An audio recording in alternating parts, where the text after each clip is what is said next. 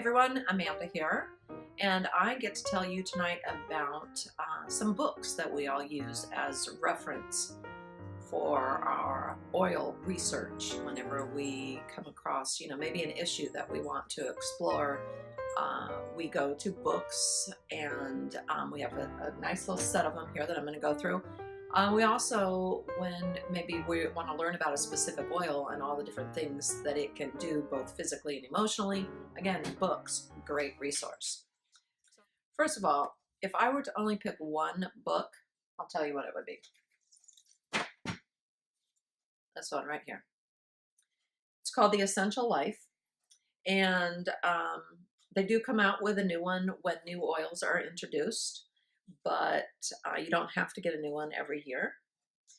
And the table of contents looks like this.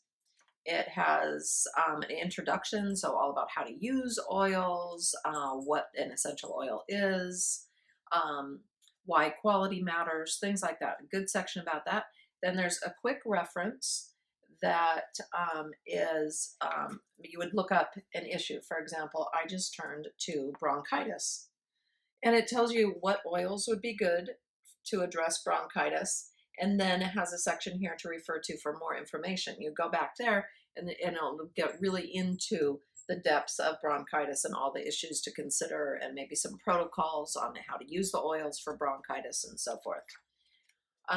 It also then gets in to the specific oils. So it'll go through all the single oils.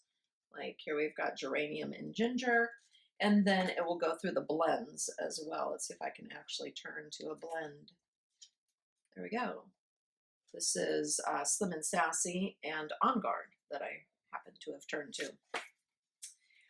There's a section about just focusing on your body systems and, for example, like cellular health or first aid, things like that. It gives you lots of information. And then in the back, there's recipes for baby cleaning, cooking, gifts, first aid, and things like that.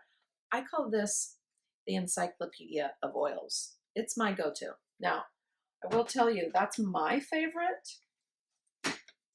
but some people prefer this, which is really the equivalent of the Essential Life book. It's called Modern Essentials, and it has all the same sections, essentially. However, it gets a little bit more into the science, which is not my interest or strength, but it really gets into the specific plants and all kinds of scientific terms and additional research. This is Melaleuca that I happen to have turned to. So if you're, data and science driven, this might be the better choice for you. In addition to that, if I wanted two books, I would get this Emotions and Essential Oils reference guide, because I think the first thing that I learned about was the physical benefits of essential oils, and then I started exploring the emotional benefits. And it's really big once you start getting into that area. So this book helps you understand that. So for example, I will turn to juniper berry. So it's going to tell me all about juniper berry. Juniper berry is the oil of night. And then it'll talk about negative emotions, positive emotions, oils to pair with juniper berry, how to use it, suggested uses, so like aromatically, inhale from the bottle, and so forth. But it also gets into a really nice description of juniper berry. For example, I'll just read you a couple sentences. Juniper berry assists those who fear the dark or unknown aspects of themselves. It helps individuals to understand that those things they fear are intended to be their teachers. Instead of hiding from what they do not understand, juniper berry encourages individuals to learn the lesson and face their fear. Okay, now for some bonus books. You've got your basics, and now you want to go a little bit deeper into essential oils. First one I recommend is called The Smart Mom's Guide to Essential Oils, Natural Solutions for a Healthy Family, Toxin-Free Home, and Happier You. Take a look at the table of contents for you. Of course, it covers some of the basics, but then it gets into smart moms recipes for everyday emergencies. So those are things like rollerball blends, sprays, Epsom salt baths, diffuser blends, rubs and gels. Then there's some green recipes for home, ways to use essential oils in cleaning products, kitchen, bathroom, laundry detergents, and more.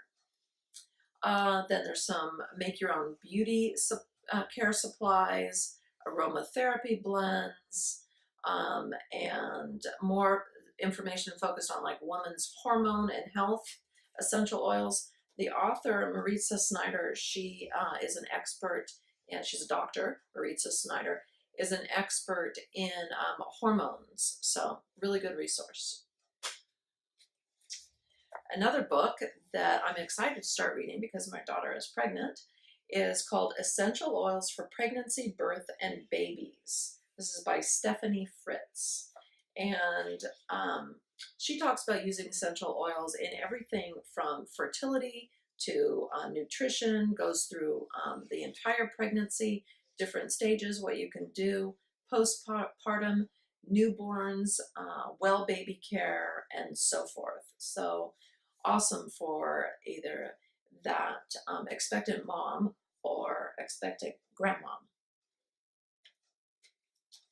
And then lastly, another favorite of mine is this book by Desiree Mangan-Dog called Blends for Emotional Well-Being and I Am Fabulous.